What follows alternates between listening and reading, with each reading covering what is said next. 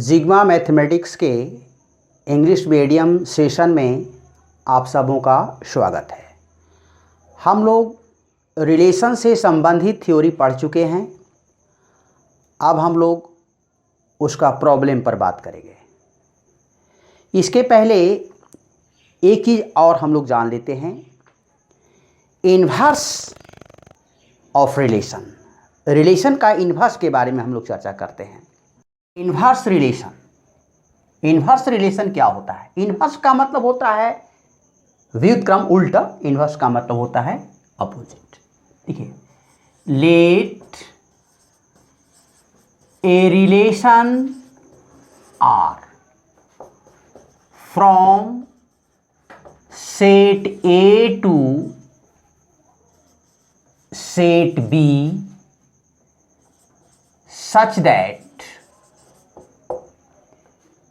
x y belongs to R, then y x belongs to R inverse। Inverse relation समझिएगा, R का inverse होता है ऐसे। Relation है, उसका इन्वर्स का नोटेशन ऐसे हम लोग देंगे, यानी इसका ऑर्डर्ड पेयर को चेंज कर देना है, वही होता है इन्वर्स। जरा सा एग्जाम्पल समझते हैं। एग्जाम्पल, ए कोई सेट है जिसमें 1 2 3 एलिमेंट है, एंड बी कोई सेट है जिसमें 2 5 एलिमेंट है। अब हम लोग ए क्रॉस बी निकाल सकते हैं।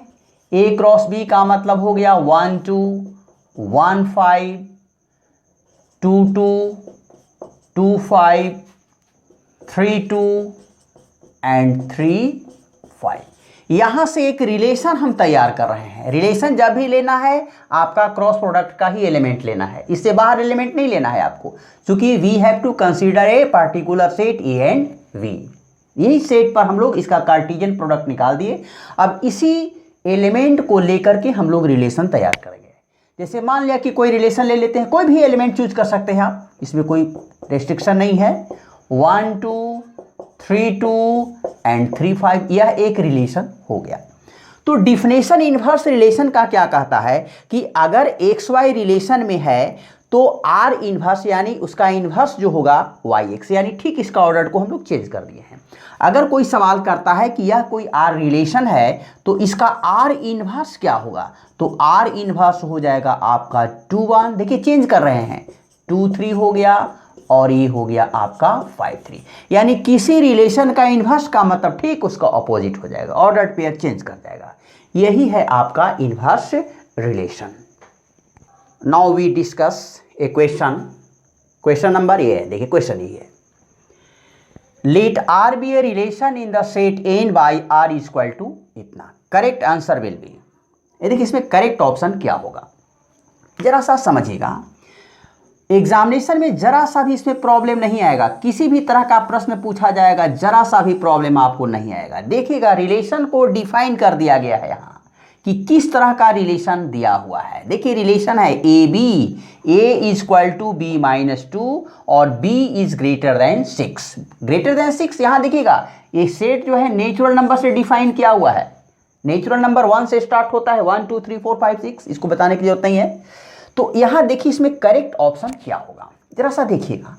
कंडीशन है b ग्रेटर देन 6, तो b ग्रेटर देन 6 का मतलब क्या होगा, दिस इंप्लाइज दैट, समझने के लिए थोड़ा सा समझिए, 7 8 9 10। आप कह सकते हैं कि 6.5 भी हो सकता है, लेकिन नहीं, नेचुरल नंबर है, नेचुरल नंबर पॉइंट में नहीं होता है। तो यहां पर इस वैल्यू को हम लोग पुट करते हैं। देखिएगा a is equal to B minus 2। तो देखिए, तो अगर हम b का वैल्यू 7 लेते हैं तो a का वैल्यू क्या होगा, 7 माइनस 2 दैट इज 5। एक रिलेशन तैयार हो गया। क्या रिलेशन तैयार हो गया, 5 और 7 एक रिलेशन रेडी हो गया है ना। चूंकि सबसे पहले a का वैल्यू रखेंगे उसके बाद में b का, तो यहां देखिए a का वैल्यू 5 है और b का वैल्यू 7 है, यानी 5 7 रिलेशन में हो गया। यह भी इस रिलेशन में है, इसके अनुसार यह भी है, लेकिन हमारा ऑप्शन में ये चीज नहीं है, इसीलिए यह गड़बड़ नहीं है। दूसरी बात हम आगे बढ़ते हैं।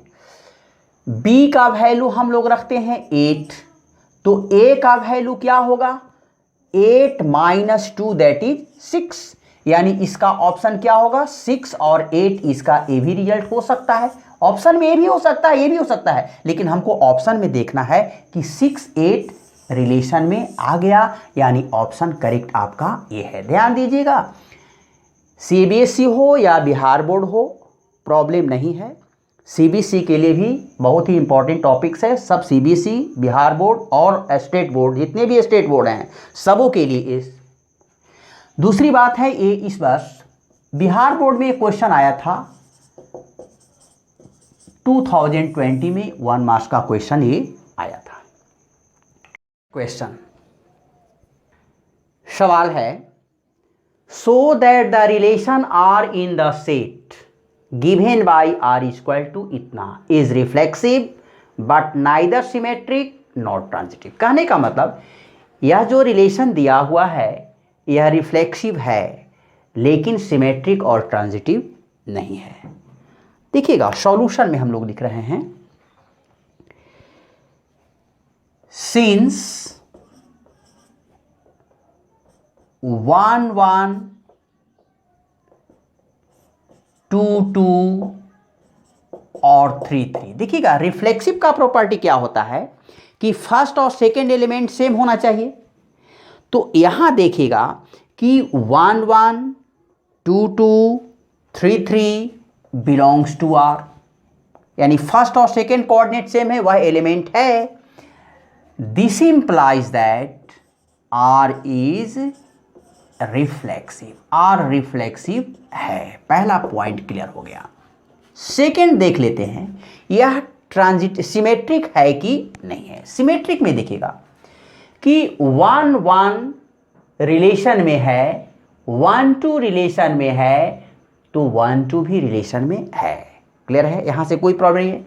2 2 रिलेशन में है, 2 3 रिलेशन में है, तो 2 3 भी रिलेशन में है।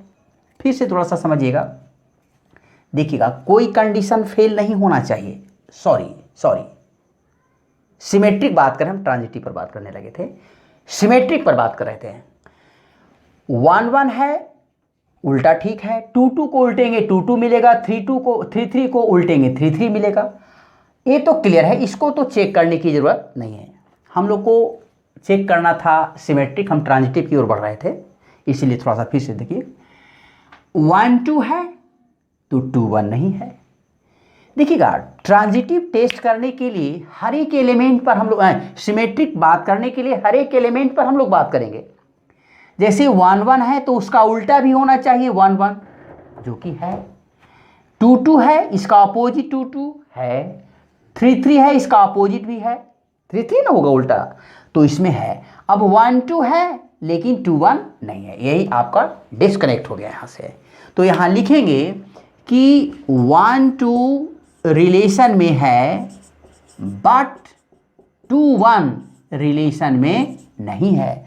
This implies that R is not symmetric, R symmetric नहीं है।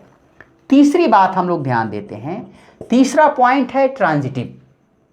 देखिएगा, ट्रांजिटिव पर थोड़ा सा ध्यान देते हैं कि अगर 2 3 रिलेशन में है, नहीं 2 2 रिलेशन में है तो 2 3 रिलेशन में है, तो 2 3 भी रिलेशन में होना चाहिए, जो कि है। हर एक पॉइंट पर टेस्ट करेंगे। देखिएगा, थोड़ा सा ध्यान दीजिएगा, थोड़ा सा समझिएगा कि 1 और 1 रिलेशन में है ट्रांजिटिव टेस्ट करने के लिए, तो दूसरा एलिमेंट भी 1 से शुरू होना चाहिए। तो देखिए यहाँ है, तो 1 और 2 रिलेशन में है, इंप्लाइज दैट 1 का रिलेशन 2 के साथ होना चाहिए, और 1 2 बिलोंग्स टू आर, जो कि इस सेट में है। यहां से क्लियर है कि यह ट्रांजिटिव है, लेकिन फिर सब पर टेस्ट करना है। 2 2 है तो 2 3 है, तो फिर क्या होना चाहिए 2 3, जो कि है। 3 3 है तो यहां देखिएगा 1 2 है, 2 3 है, 1 3 नहीं है। यहां ध्यान दीजिएगा, जो कंडीशन फेल कर रहा है उसी पर हम लोग फोकस करेंगे। देखिएगा, 1 2 रिलेशन में है, क्लियर बात है। 2 और 3 भी रिलेशन में है, एकदम करेक्ट है। लेकिन 1 और 3 भी रिलेशन में होना चाहिए, लेकिन यहां लिख रहे हैं कि बट 1 3 रिलेशन में नहीं है, इसलिए this implies that R is not transitive. ऐसा नहीं है कि एक कंडीशन क्लियर कर दिया कोई पार्टिकुलर एलिमेंट, बाकी सब पर गौर नहीं करेंगे, सब पर चेक करना पड़ेगा। यहां दिखेगा 1 1 रिलेशन में है, 1 2 रिलेशन में है, तो 1 2 भी रिलेशन में है, वो कंडीशन फिट है। यानी हर एक एलिमेंट पर चर्चा करेंगे हम लोग, जो कि यह डिस्क्वालीफाई हो जाता है। यहां देखिएगा 1 2 रिलेशन में है, तो 1 2 रिलेशन में है तो 2 से ही स्टार्ट होना चाहिए, तो 2 3 भी रिलेशन में है, लेकिन 1 3 रिलेशन में नहीं है, इसलिए आर इज नॉट ट्रांजिटिव। अगला सवाल है, A relation R on the set of a straight line A is parallel to B so that R is an equivalence relation. देखिएगा, इक्विवेलेंस रिलेशन शो करने के लिए हम लोग पढ़े थे 3 चीज। रिलेशन को सिमेट्रिक होना होता है, रिलेशन रिफ्लेक्सिव भी होना चाहिए, और रिलेशन ट्रांजिटिव भी होना चाहिए। जब भी इक्विवेलेंस रिलेशन प्रूफ करने के लिए कहेगा, इसका मतलब इसमें तीनों तरह का रिलेशन इंक्लूड होना चाहिए, रिफ्लेक्सिव भी होना चाहिए, सिमेट्रिक भी होना चाहिए, और ट्रांजिटिव भी होना चाहिए। अब हम लोग थोड़ा सा समझते हैं, सॉल्यूशन भी समझ लेते हैं। देखिएगा, हम लोग 3 लाइन लेते हैं। देखिएगा, ट्रांजिटिव के लिए कंडीशन 3 तरह का होता है। ट्रांजिटिव में हम लोग पढ़े थे कि एक्स वाई रिलेशन में है, वाई जेड रिलेशन में है, इम्प्लाइज दैट एक्स जेड भी आपका रिलेशन में होगा। इसीलिए एक्स वाई जेड, तो यहां भी हम लोग 3 तरह का लाइन लेंगे, 3 लाइन लेंगे। लिखेंगे late L1 parallel L2 parallel L3। मान लिया कि तीनों लाइन एक दूसरे का पैरेलल है। सबसे पहले हम लोग रिफ्लेक्सिव टेस्ट करेंगे। सबसे पहले पहला पॉइंट, ए पॉइंट में रिफ्लेक्सिव टेस्ट करते हैं।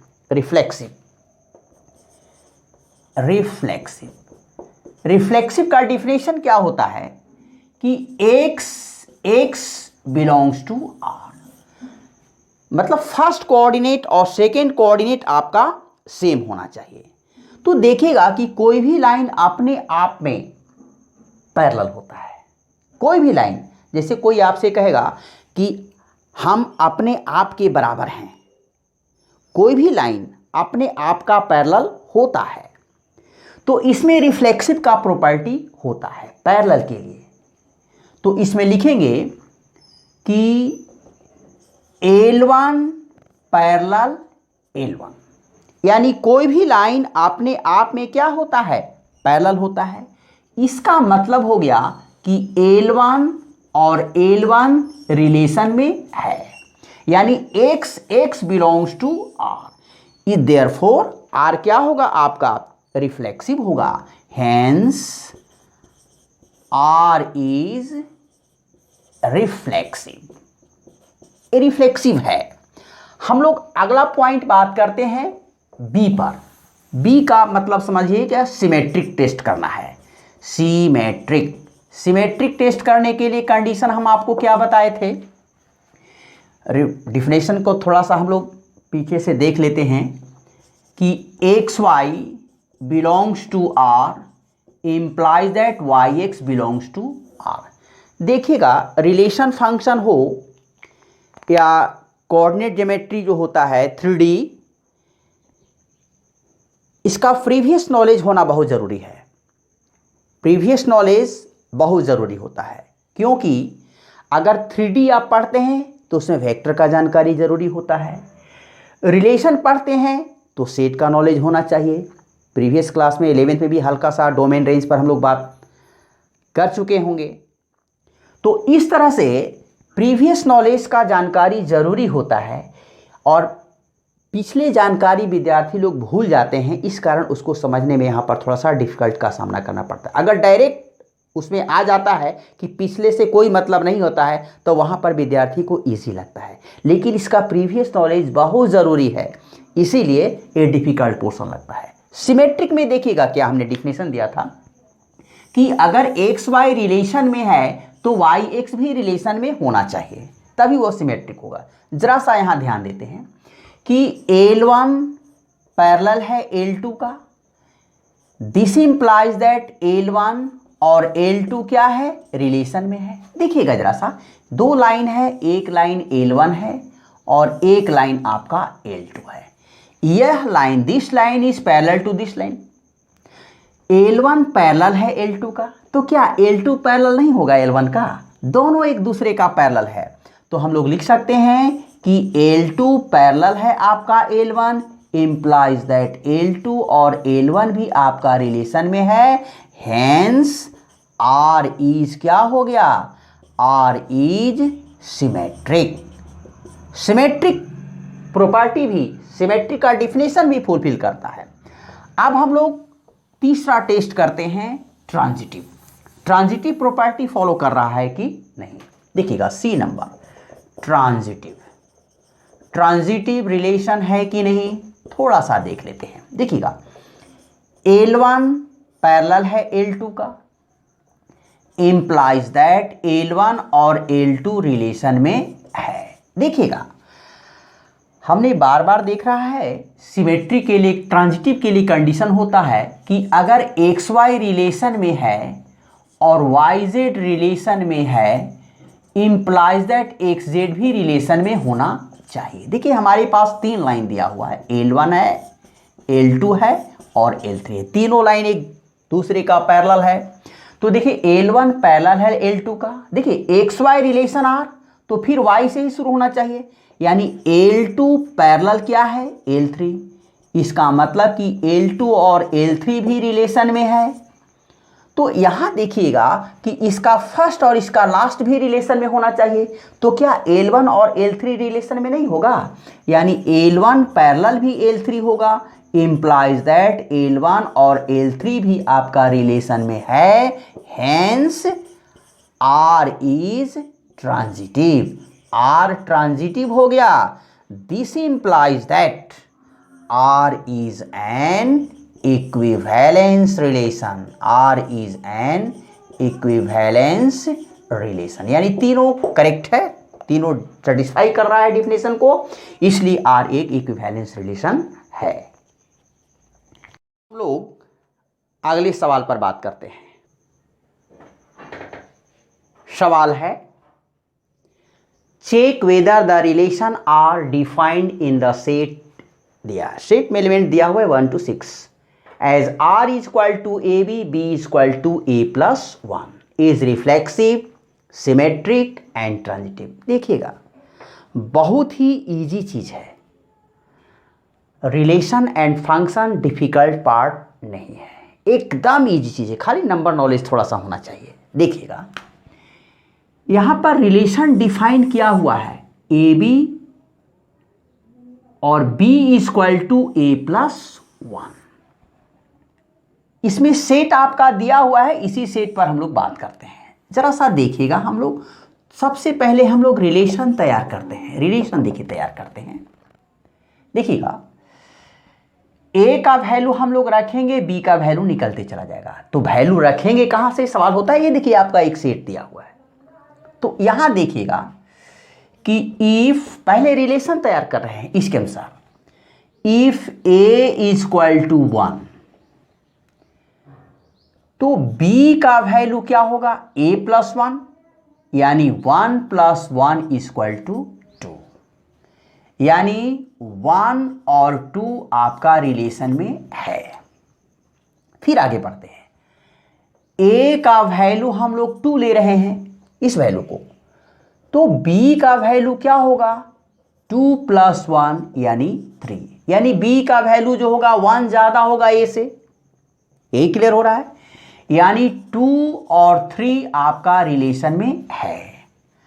अब हम A का वैल्यू 3 लेते हैं, तो B का वैल्यू क्या होगा, 3 + 1 = 4, यानी 3 और 4 भी आपका रिलेशन में है। फिर आगे बढ़ते हैं, a का वैल्यू हम 4 लेते हैं तो b का वैल्यू क्या होगा, 4 + 1 = 5, यानी 4 और 5 भी रिलेशन में है। a का वैल्यू हम लोग 5 ले लेते हैं तो b का वैल्यू क्या होगा, 5 + 1 दैट इज 6, यानी 5 और 6 भी आपका रिलेशन में है। अगर हम a का वैल्यू 6 लेते हैं तो b का वैल्यू 6 + 1 = क्या होगा, यानी 6 और 7 रिलेशन में नहीं होगा। क्यों नहीं होगा, कि इसी सेट पर हम लोग बात कर रहे हैं और 7 इस सेट में नहीं होगा, इसलिए यहां से रिलेशन आगे नहीं बढ़ेगा। तो हमारा रिलेशन क्या बनेगा, यहां देखिएगा रिलेशन क्या बनेगा, देखिएगा 1 2 रिलेशन में है, 2 3 रिलेशन में है, 3 4 रिलेशन में है, 4 5 रिलेशन में है, 5 6 रिलेशन में है, 6 7 रिलेशन में नहीं होगा। According to the given definition हम लोग फाइंड कर लिए हैं कि रिलेशन क्या होगा। रिलेशन तैयार हो गया। अब इस रिलेशन को कह रहा है कि क्या यह रिफ्लेक्सिव है, क्या यह सिमेट्रिक है, क्या यह ट्रांजिटिव है। अब हम लोग इस रिलेशन पर हम लोग आगे बात करेंगे, बारी बारी से वन बाय वन करके हम लोग टेस्ट करते हैं। समझिएगा, ये रिलेशन तैयार हो चुका। अब हम लोग टेस्ट करते हैं रिफ्लेक्सिव। नंबर 1 रिफ्लेक्सिव का क्या कंडीशन बताया था, देखिए सेट दिया हुआ है। इस सेट का जब हम कार्टेशियन प्रोडक्ट निकालेंगे तो 1 1 2 2 3 3 4 4 5 5 6 6 भी मिलेगा। तो रिफ्लेक्सिव के लिए कंडीशन क्या होता है कि फर्स्ट और सेकेंड कोऑर्डिनेट सेम होना चाहिए, जो कि इस रिलेशन में नहीं है। 1 1 होना चाहिए था, 2 2 होना चाहिए था, 3 3 4 4 5 5 6 6 होना चाहिए था, जो कि नहीं है। तो लिखेंगे कि it is not a reflexive relation, not a reflexive relation because x does not belongs to R। इस रिलेशन में फर्स्ट और सेकेंड कोऑर्डिनेट सेम है, वैसा एलिमेंट नहीं है, इसलिए यह रिफ्लेक्सिव नहीं है। सेकेंड पर बात करते हैं, सिमेट्रिक टेस्ट कर लेते हैं। सिमेट्रिक के लिए क्या कंडीशन है कि अगर x y रिलेशन में है तो y x भी रिलेशन में होना चाहिए। देखिएगा उसका अपोजिट भी होना चाहिए। देखिए तो 1 2 है तो 2 1 है नहीं, 2 3 है तो 3 2 है नहीं, 3 4 है तो 4 3 है नहीं, 4 5 है तो 5 4 है नहीं, 5 6 है तो 6 5 है नहीं, यानी इसमें अपोजिट एलिमेंट आपको नहीं मिलेगा।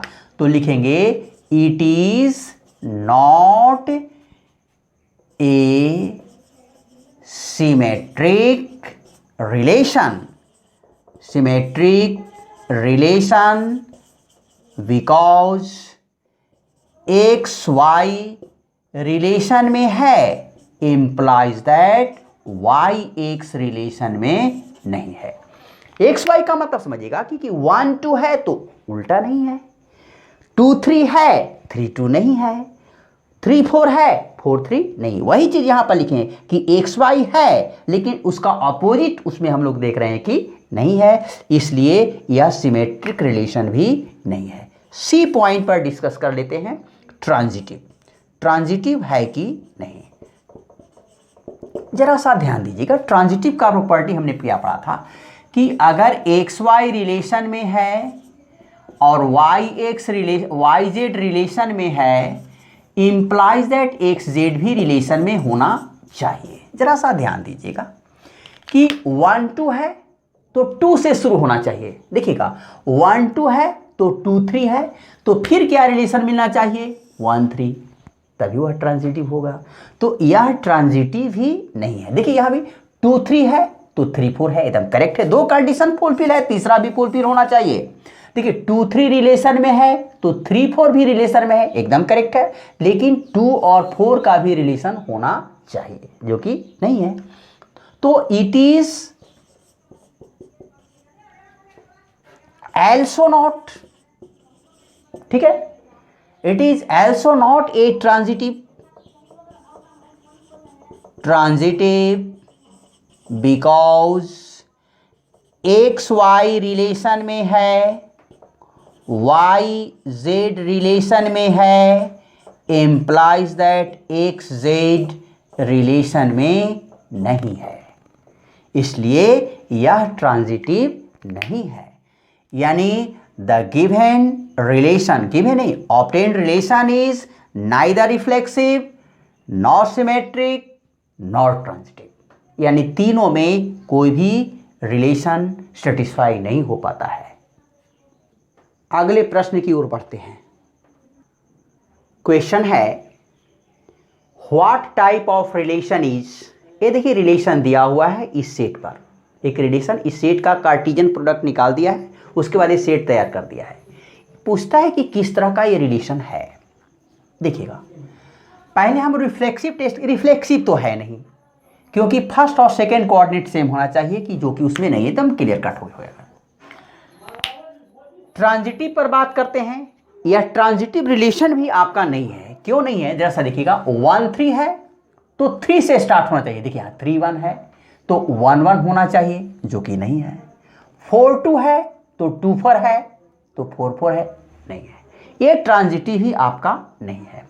सिमेट्रिक पर बात करते हैं, सिमेट्रिक का मतलब ठीक उसका ऑपोजिट, अगर 1-3 है तो 3-1 होना चाहिए, एकदम करेक्ट है। 4-2 है तो 2-4 होना चाहिए, है। 2-3 है 3-2 नहीं है, इसलिए यह सिमेट्रिक भी आपका नहीं है। तो इसमें कोई ऑप्शन करेक्ट आपका नहीं है। ये आपका बिहार बोर्ड 2011 में क्वेश्चन पूछा गया था। रिलेशन का थ्योरी के साथ साथ हमने कुछ प्रॉब्लम भी बनाया। अब आपके पास जो भी किताबें हैं उनसे आप बनाइए। सबसे पहली बात है कि एनसीईआरटी का बुक्स को जरूर पढ़ना है। इसके अलावा एनसीईआरटी के अलावा रेफरेंस बुक भी बहुत ज़रूरी है, इसलिए रेफरेंस बुक को ज़रूर रखें। पहले कोशिश करें कि रेफरेंस बुक को बनाएं, उसके बाद एनसीईआरटी पर फोकस करें। क्यों? क्योंकि एनसीईआरटी में थोड़ा सा डिफरेंट टाइप का प्रॉब्लम तुरंत आते रहता है, और रेफरेंस बुक में क्या होता है कि एक तरह का बहुत सा प्रॉब्लम का कलेक्शन होता है। तो रेफरेंस बुक को पहले बनाएं, उसके बाद में एनसीईआरटी पर तुरंत फोकस करें। एनसीईआरटी कंपलसरी होता है, लेकिन रेफरेंस बुक भी जरूरी होता है। धन्यवाद।